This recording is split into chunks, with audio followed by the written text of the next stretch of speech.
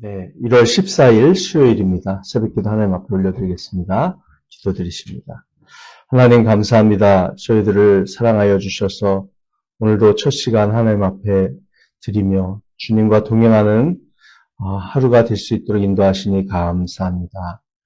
주님, 저희들이 오직 성령의 충만함을 받으며 하나님께 다스림을 받으며 성령의 인도하심을 받으며 하나님의 말씀의 뜻대로 사라지는 놀라운 신비로운 삶을 살기를 간절히 소망하오니 주님 우리를 온전히 주장하여 주시고 다스려 주시고 우리 마음속의 모든 생각과 감정과 의지와 우리의 모든 것들이 전 존재가 하나님 앞에 새로워지고 또 주님의 인도하심을 받게 하여 주시옵소서.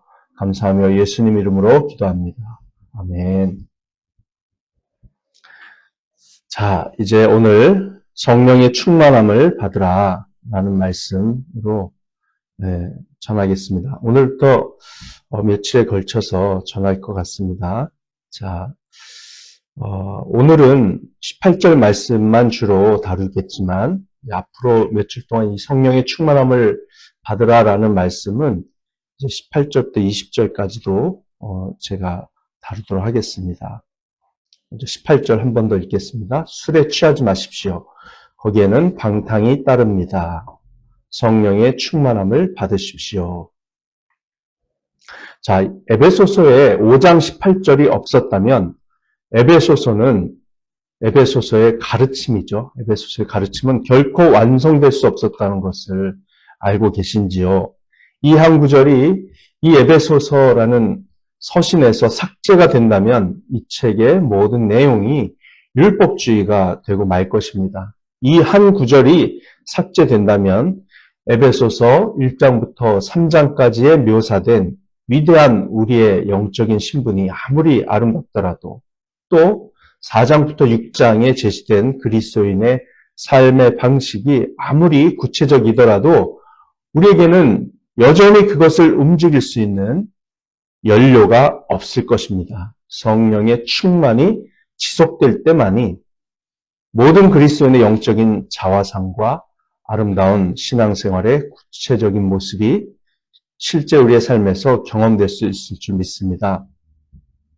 성령 충만이 없으면 이 모든 것은 우리의 머릿속에서의 지식으로만 끝나고 말 것입니다. 이것이 그리스도인의 삶을 가능하게 하고 살아가게 하는 열쇠입니다. 하나님의 영으로 우리의 마음이 충만하지 않으면 결코 겸손하게 걸을 수 없지요. 4장 1절부터 나오는 겸손하게 걸을 수 없고요. 결코 교회가 하나된 모습으로 연합하여 걸을 수가 없고요.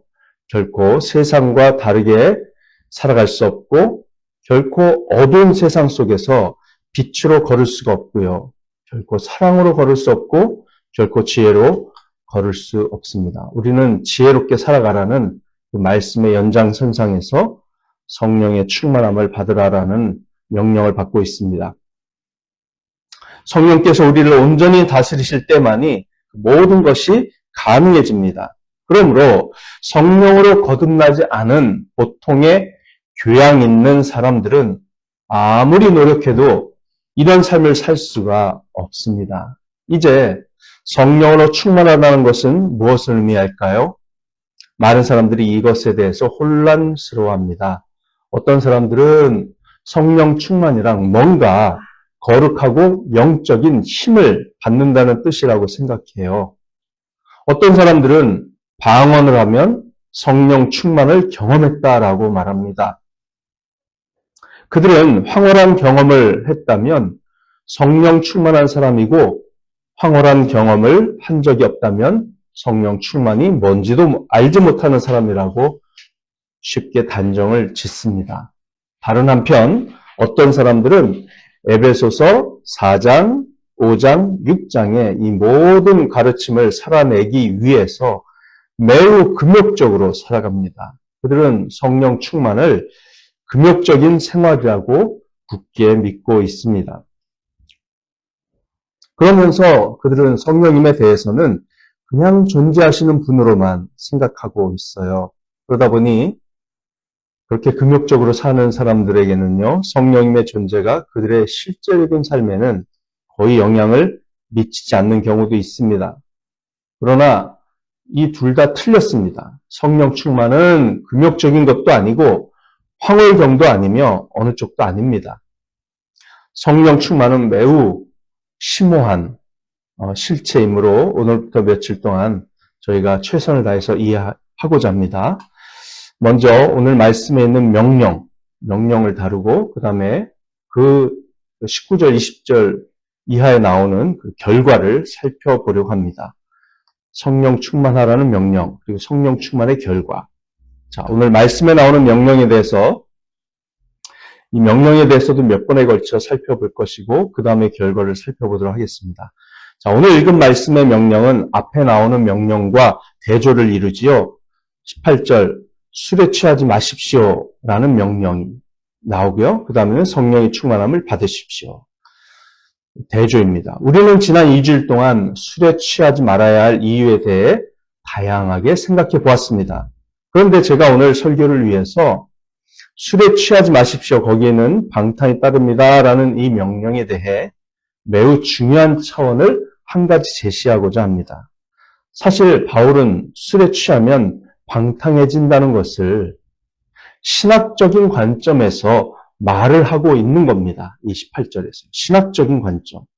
즉 우리 그리스도인들의 예배는 성령의 충만함을 받는 예배인데 반해서 그 시대의 이교도들의 예배는 술에 취하는 것을 동반하는 예배였다는 것을 상기시키고 있다는 사실이지요.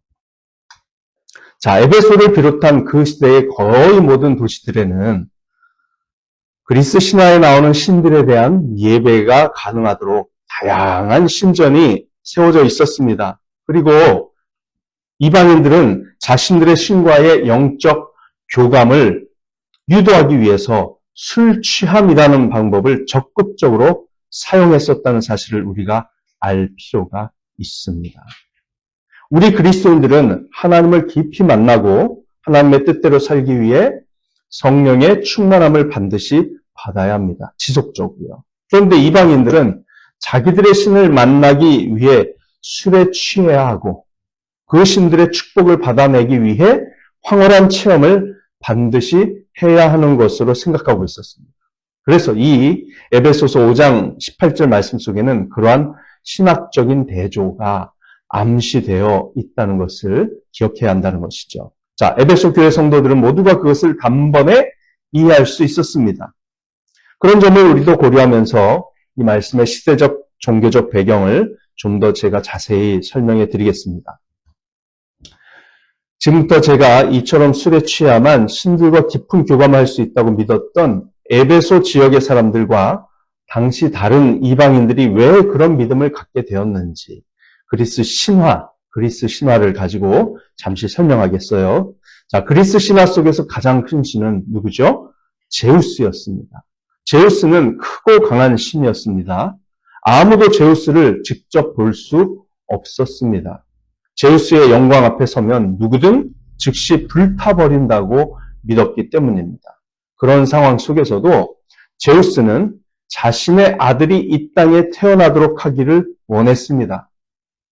그러려면 어떤 여신과도 만나지 않은 채 그 여신에게 자신의 아이를 잉태하게끔 해야 했습니다.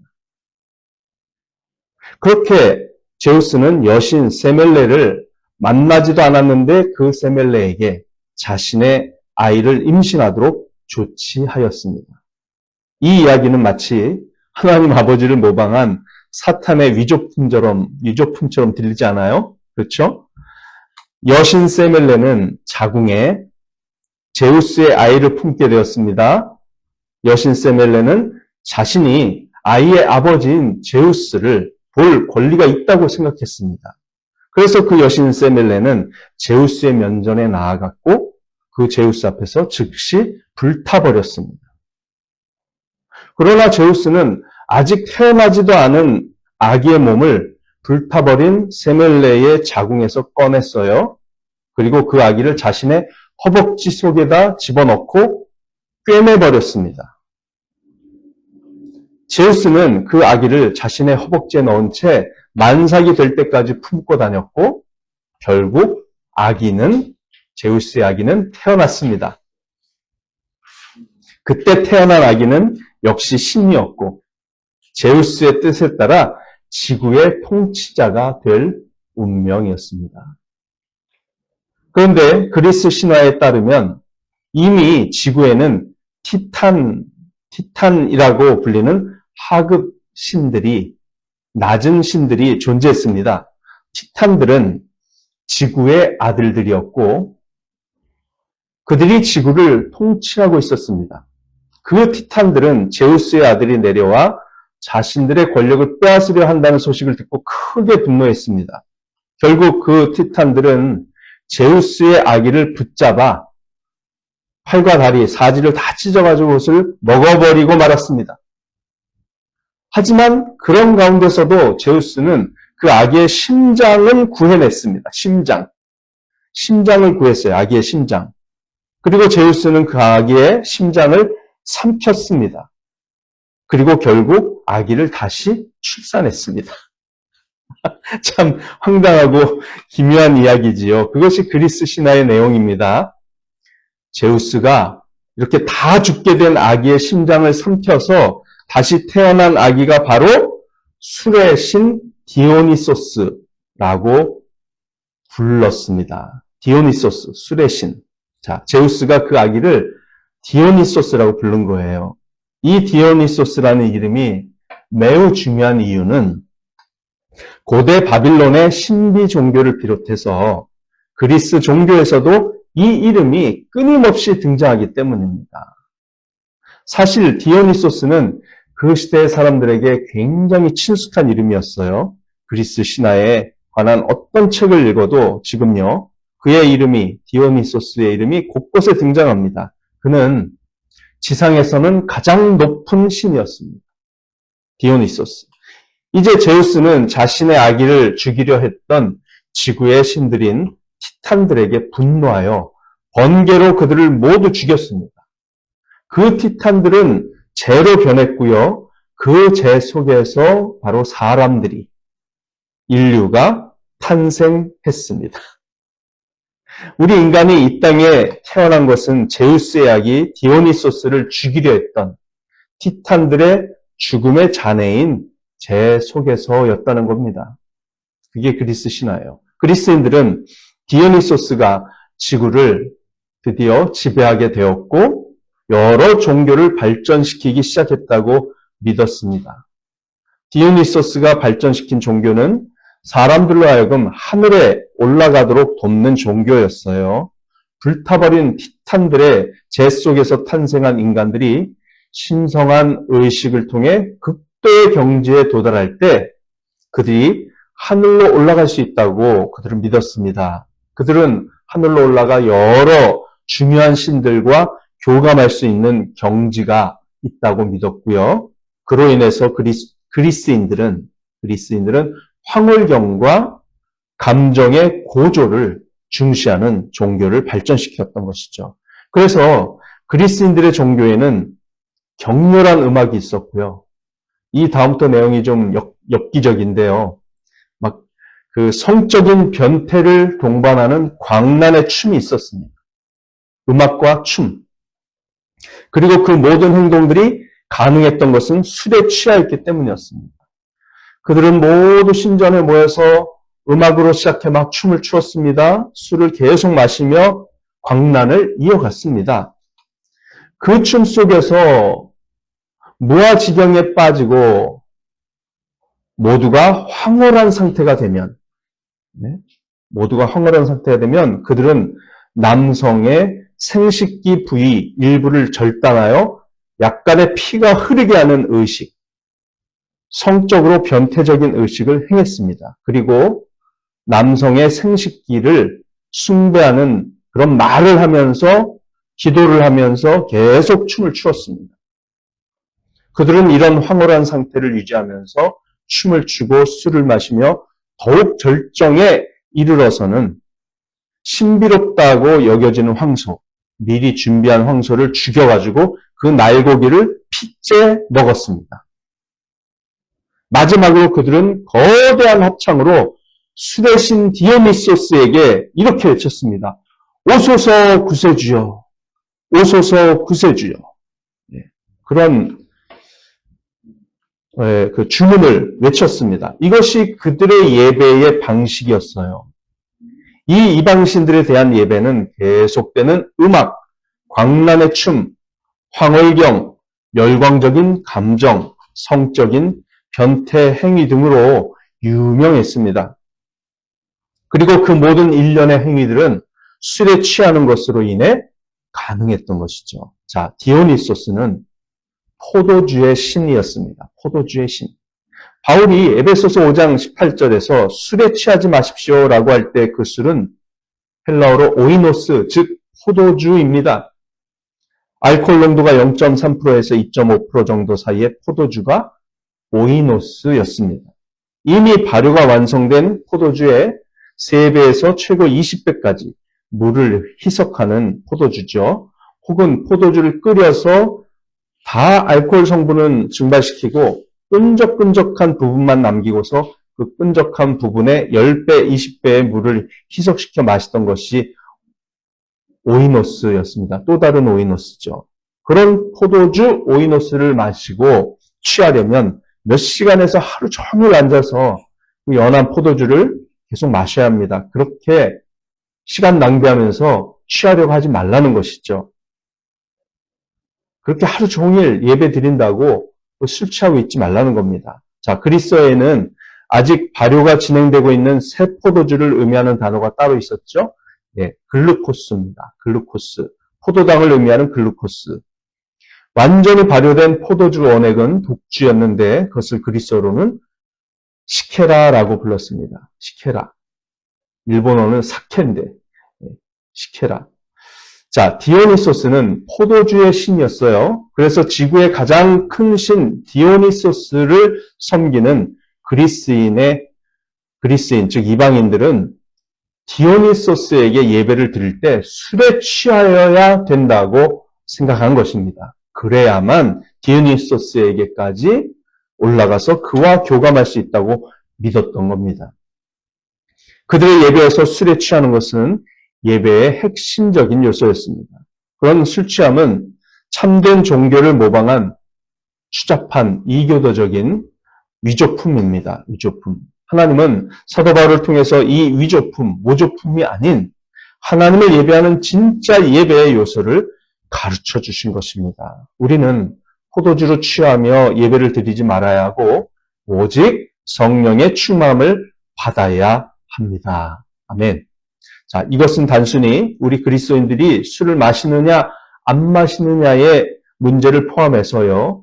당시의 시대적인 배경 속에서는 보다 신학적인 진짜 문제를 다루고 있는 것이죠. 술에 취하며 황홀경에 빠져들고 음악에 따라 춤을 추고 디오니소스를 경배하는 구호를 외치는 것은 사탄의 모조품이며 사탄이 술 취함이라는 수단을 통해 사람들의 마음과 몸을 자기 자신이 만든 종교체계로 사로잡으려는 그런 방법이었던 겁니다. 이 술의 신 디오니소스, 그리스 이름으로 디오니소스인데 그 이름의 로마식 이름이 뭔지 아십니까? 로마식 이름. 그리스어로 디오니소스, 로마의 라틴어로는 바로 바쿠스입니다. 바쿠스 혹은 바카스. 네, 같은 신, 같은 존재입니다. 한국의 자양강장제의 이름 중에 하나가 바카스죠. 네, 술의 신입니다. 그 영어 철자는 바쿠스입니다. B-A-C-C-H-U-S. 이 바쿠스는 역시 포도주의 신입니다. 로마 역사를 보면 그들도 바쿠스 신을 굉장히 숭배합니다. 로마 제국의 포도주의 신 바쿠스는 그리스의 포도주의 신 디오니소스의 로마식의 변형입니다. 그 숭배 방식도 똑같이 변태적이고 황홀경을 추구하는 것이었습니다. 그런 숭배 방식이 어쩌면 일본에 와 있을지도 모르겠습니다. 일본에. 굉장히 음란하게 춤추면서 맞쓰리하는 그거 보면 제가 좀 닮은 거 아닌가? 그런 생각 제가 들어요. 여러분, 로마 제국의 그 당시 가장 동쪽 지역이었던 아랍 국가 레바논이 있습니다. 레바논에 베이루트에서 2시간을 더 가면 바알베크라는 도시가 있습니다. 바알베크는 가나안의 신 바알의 이름을 딴 도시입니다. 그곳에는 현존하는 가장 오래된 우상이 있어요. 그것은 바알의 우상입니다. 바알의 형상을 담게 제작되었습니다. 그런데 거기에는 바알백에는 비너스 신전, 주피터 신전, 바쿠스 신전이 있습니다. 많이 부서지긴 했지만 바쿠스 신전은 제일 보존 상태가 좋아요. 자, 주피터 신전의 기둥은 6개가 남아있는데 기둥 하나의 높이가 20m입니다. 20m. 2000년 전에는 기둥이 54개가 있었고 그중 가장 높은 것은 40m였다고 해요. 네? 어마어마한 신전입니다. 상상이 되시나요? 바쿠스 신전도 그에 못지않게 웅장합니다. 이 3개의 신전 중에서 로마인들이 가장 많이 모여서 예배를 드리던 주된 신전이 바로 바쿠스 신전이었습니다. 그래서 그렇게 튼튼하게 지었던 것 같습니다. 바쿠스 신전에 가면 모든 것이 포도 잎사귀와 포도가 매달린 포도 덩굴로 조각이 되어 있습니다. 포도주의 신인이 그렇게 모든 기둥과 벽면마다 포도로 조각을 해놓은 것이죠. 로마인들은 그곳에서 술에 취하였고 바쿠스 신에게 예배를 드린다는 명목으로 성적인 관계까지 맺었다고 합니다. 정말 음란하죠. 오늘 우리가 읽은 이 말씀은 신학적인 문제를 다루는 말씀입니다. 그는 에베소인들에게 이렇게 말하고 있는 거죠. 너희의 신앙적인 배경은 술 취함으로 신들과 교제하던 곳이었으나 하나님은 너희에게 말씀하신다. 하나님과 교제하려면 그분의 성령으로 충만하라. 할렐루야. 이 얼마나 위대한 진리입니까? 이것이 바로 에베소서의 핵심입니다. 우리에게도 동일하게 적용되는 말씀입니다. 세상의 인위적인 것들은 필요 없습니다. 종교적 의식의 최고 경지에 이르고자 한다면 성령 충만을 통해 하나님 임재 안으로 들어가야 합니다. 성령으로 충만함을 받는다는 것이 무엇인지 간단하게 정의를 하고 내일은 성령의 내주, 성령의 세례, 성령의 충만을 각각 자세히 설명하는 시간을 갖겠습니다. 그 다음 날은 성령의 충만함을 받는 방법에 대해 다루겠습니다. 자, 여러분, 성령의 충만함을 받는다는 것은 결국 한마디로 요약하면 무슨 뜻일까요? 우리는 예수님께서 성령으로 충만하셨다는 것을 기억하면서 이 표현을 이해합니다. 자, 누가복음 4장 1절, 2절입니다. 예수께서 성령으로 가득하여 요단강에서 돌아오셨다. 그리고 그는 성령에 이끌려 광야로 가셔서 40일 동안 악마에게 시험을 받으셨다라는 말씀입니다. 자, 이 말씀을 보면 예수님께서 성령으로 가득하셨다는 표현이 나옵니다. 그런데 그 다음에는 예수님께서 성령에 이끌려 광야로 가셨다는 표현도 나옵니다. 성령으로 가득하면 그게 성령의 충만이죠. 성령에 이끌리고 성령의 인도함을 받습니다. 예수님은 성령님께 모든 것을 맡기시고 성령의 인도하심을 받으셨습니다. 성령의 충만함을 받는다는 것은 성령님에 의해 인도함을 받고 성령님에 의해 마음에 감동이 되며 성령에 의해 생각, 즉 모든 사고하는 과정이 다스림을 받으며 성령에 의해 자신의 모든 존재가 거룩한 지배를 받는 것을 뜻합니다. 성령의 생각에 내 생각을 일치시키고 성령께서 기뻐하시는 것을 나도 기뻐하고 성령께서 슬퍼하시는 것을 나도 슬퍼하고 성령께서 미워하시는 것을 나도 미워하며 성령께서 나를 사용하고자 하실 때 기꺼이 모든 것을 내어드려서 쓰임을 받는 것, 그것이 바로 성령의 충만입니다. 그러려면 어떻게 되죠? 말씀으로 충만하면 되는 거예요. 말씀으로, 하나님의 말씀.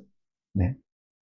그런 상태를 간절히 바라면서 예배를 드리는 것, 또 그런 인격적인 하나님의 다스림 속에서 우리가 예배를 드리고 마음이 새로워지는 것, 삶의 태도와 방향이 하나님을 향해 점점 가까이 나아가는 상태, 그것이 성령으로 충만함을 받는 것의 연속인 줄 믿습니다. 그러한 상태를 사모하면서 예배를 드리고 삶으로 하나님을 경배하는 저와 여러분이 되기를 간절히 바랍니다. 기도하시겠습니다. 하나님 감사합니다. 오늘도 저희들에게 그 당시의 시대적 배경을 통해서 이것이 신학적인 문제인 것을 다시 한번 깨닫게 하시니 감사합니다.